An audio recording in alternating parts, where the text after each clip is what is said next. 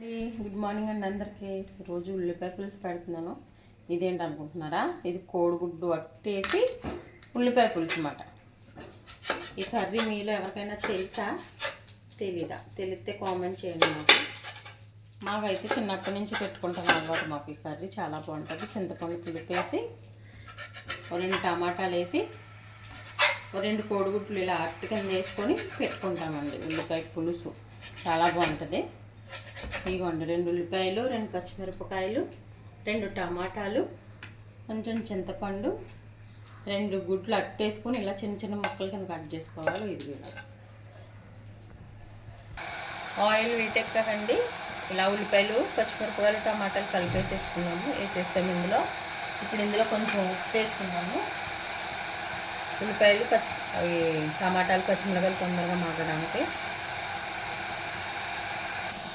తగినంత పసుపు, కొంచెం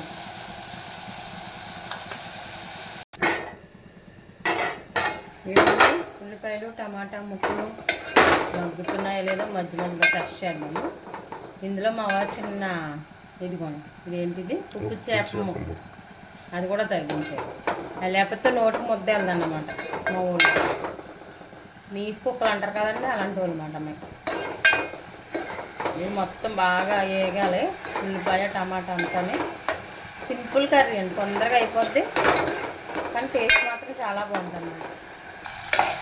ఇదిగోండి ఉల్లిపాయలు టమాటా ముక్కలు ఇవన్నీ బాగా వేగిపోయినాయి.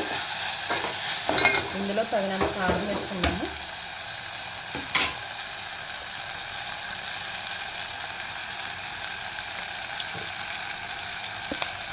కారం వేసాం కదా. ఇప్పుడు ఒకసారి మొత్తం కలిసేటట్టు తిప్పేసేసి అంతే, వాటర్ పోసుకోవడమే. చాలా ఇదిగోండి ఇందులోని తగినంత వాటరు, అంటే కొంచెం మళ్ళీ చింతపండు పులుపు ఎలాగ వేయాలి కదా, అందుకని కొంచెం వాటర్ వేసుకొని ఒకసారి మళ్ళీ కలిపి ఇందులో కోడిగుడ్డు ముక్కలు వేసేద్దాం. ఇవి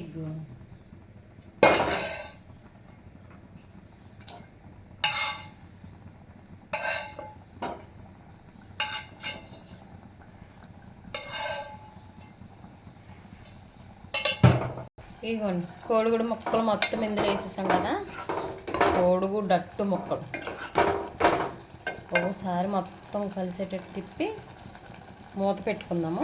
ఇలా చింతపండు గుజ్జు తీసుకుందాం. ఇదిగోండి కూర దగ్గరికి వచ్చింది. ఇప్పుడు ఇందులో నేను చింతపండు పులుపు వేసుకుందాం మనం. కొంచెం ఎక్కువసేపు ఏం ఉడకక్కర్లేదు కదా మరి ఇది కూర, అందుకని కొంచెం ఉల్లిపాయ పులుసు వేసి మూత పెడదాం. కూర అయ్యిందో లేదో చూద్దామా. అబ్బో అయిపోయిందండి కూర. ఇంకో లాస్ట్గా కొత్తిమీర వేసుకొని కలిపి అటు ఇటు మొత్తం కూర అయిపోయింది. ఇలా చిక్కగా వచ్చింది చూసారా చింతపండు పులుపు.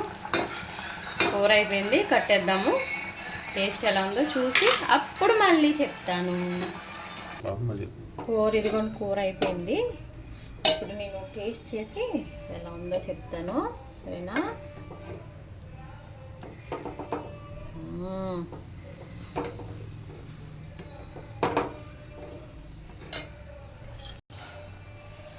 నాకు కలుపుకొని పుల్లగా భలే ఉంటుందండి కూర, చాలా బాగుంటుంది. ఇదిగో కోడిగుడ్డు ముక్క ఇలా పెట్టుకొని చిన్న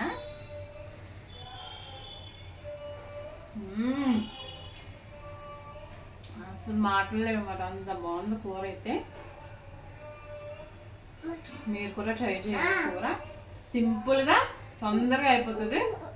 కర్రీ అయితే మాత్రం చాలా అంటే చాలా బాగుంది. మా వీడియో మీకు నచ్చితే లైక్ చేయండి, షేర్ చేయండి, సబ్స్క్రైబ్ చేయడం మర్చిపోకండి. కామెంట్ కూడా చేయండి ఈ కూర మీలో ఎంతమందికి తెలుసు. బాయ్.